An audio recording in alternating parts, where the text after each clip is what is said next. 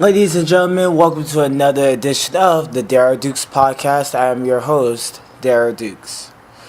Now, this show is going to be solely dedicated to certain news programs, organizations, somewhere along those lines. So, sticking with the first thing, the news program-wise, will be the whole Sportscenter 6 o'clock hour, or as they call it now, SC6.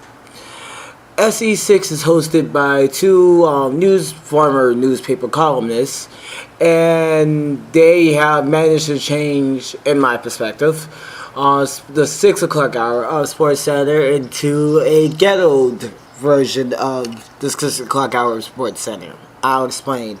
Now, prior to a few weeks ago, SportsCenter at 6 was hosted by Lindsay Zarniak, who is the wife of MSNBC anchor, Today's Show national correspondent Craig Melvin. Now note, when she was anchoring the 6 o'clock hour, never had a problem with it. It was a nice, decent, typical sports center show. Now, because of the whole Fox Sports 1 and their embrace debate crap, they have said, screw you, Lindsay Sardiak, ESPN, meaning, screw you. And we're going to just get two people who done a podcast called His and Hers and have them host the 6 o'clock hour Sports Center and hopefully make it as ghetto as possibly can be. And again, this is just my opinion. Now, when I watch Sports Center when I had the time at 6 o'clock, I expected to recap the sports news that I missed from the day, not pop culture, not other stuff that's not related to the sports world. If I wanted to do that, I could have flipped over to either CNN or MSNBC or Fox Sports 1 for other entertainment purposes. Trust me, I don't need that from Sports Center. And to me, I have a feeling this poor thing as an experiment, this SC6, is not going to last that long. Granted, they're pushing hundreds of thousands of views a day, and it's doing good. I mean, of course, for 6 o'clock, which is like nobody's watching, but it's holding its own. But I'll give it a little more longer before the show actually gets pulled the plug. Get Lindsay Zarniak back on Sports Center at 6, and they could drop the worst title program in all of news, sports, and entertainment, SC6. And they even refer to the show as the 6. I'm pretty sure if Audrey Graham, the rapper known as Drake, would have sued for somewhere using his view from the 6, I'm pretty sure ESPN would be more than happy to oblige because, again, ESPN has the money to do it thanks to their parent company, Disney, even though they are doing so hot right now and prepare for some layoffs coming soon. Just saying. Going to another note with media, the Miami affiliate of ABC, WPLG, which is owned by Berkshire Hathaway, meaning it's owned by Warren Buffett, is starting a Washington, D.C. bureau. Now, everybody said, this is the first time WPLG has done something like that. That is not true. During the whole Newswatch era, back, if I'm not mistaken, in the late 70s, between the 70s and 80s, rather, they had their own Washington reporter there. And again, times change, people change, and they no longer have a Washington reporter there. Granted, they have two political reporters at WPLG, Michael Putney, who I grew up watching This Week in South Florida with Michael Putney ever since I was a little child, and his co-anchor of This Week in South Florida, Greta Milberg, who fluctuates between the political reporter and the general assignment reporter. This is the main reason why I still love Local 10, even though I'm based here in the Orlando area, because they do good quality news. They know the people. They're in our community, and they got the people and their size. They are the one and only true station, because all the other stations if to give you a brief history, has changed affiliates. WFR, formerly known as WCIX, way back when. CKT, now known as WSVN, and WTVJ, South Florida's pioneer broadcasting station. They all switched affiliates and basically has built their affiliates for the last 20 years or so. Give her 20, 30 years or so.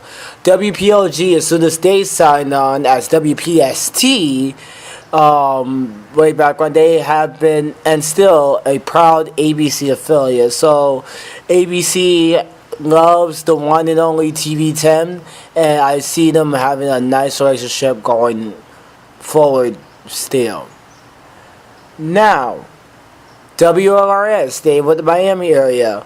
The school board of Miami-Dade County wants to fully take over WLRN radio, which is an NPR station.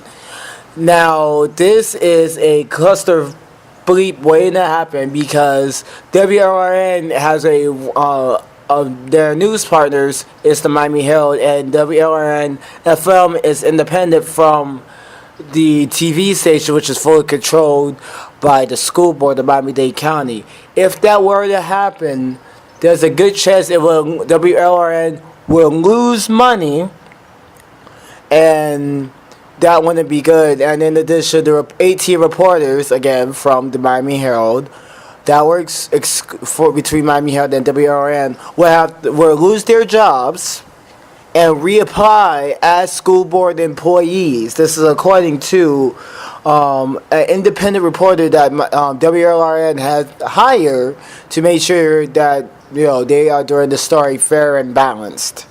So if I were the school board, please, for the love of goodness, do not do that. Do not take over full editorial control of WLRN. Leave them be, please, because last thing we all need is WLRN lose money, friends of WLRN are out of a job, and the poor school board would cause 18 reporters that work for the Miami Herald through WLRN to lose their jobs and have them reapply as school board employees. That's not cool whatsoever. Now, going to another topic on relates to this. So, a few days ago, I rode race to Jimmy Fallon. It was a soft launch, and I could tell you, it was amazing. As a person who loves journalistic history, when it comes down to broadcasting networks, I was in awe of everything. They had the old NBC logos from the past for NBC television, not NBC radio, giving a nice detail of where NBC has come since the 1920s. As soon as you get to the lobby area, they'll give you a nice little ticket. Now, the ticket is based on color, and depending on what color they're on, hence the NBC Peacock, you'll be able to go up next and experience the ride. And I forgot to mention this up front. It's just like Dirty Rockefeller Center. It's like you go inside Dirty Rockefeller Center. Now, once you get to the main lobby before the ride, they have loops playing all of the Tonight Show's old stuff under the Jimmy Fallon regime. On the secondary line, the one on the floor, they give you a nice little history of the Tonight Show through his first host or his current host, Jimmy Fallon, and to me, that was just too sweet. Now, once on the ride, you're literally racing against Jimmy Fallon. You get to feel everything in the kitchen sink. And to me, I really enjoyed that ride because, again, this is mostly my, the company that I work for, Universal, which is under Comcast, which is the same parent company of the National Broadcasting Company. And to me, it was so cool riding that ride that, I would recommend as soon as its grand opening starts, for anybody to go ride it. Please, trust me, you will definitely like it if you're into broadcast the history like myself. And that's it for this edition of the Darrell Dukes Podcast. I know it's a short podcast, only 10 minutes or so in length. But that's all that we have for you this time.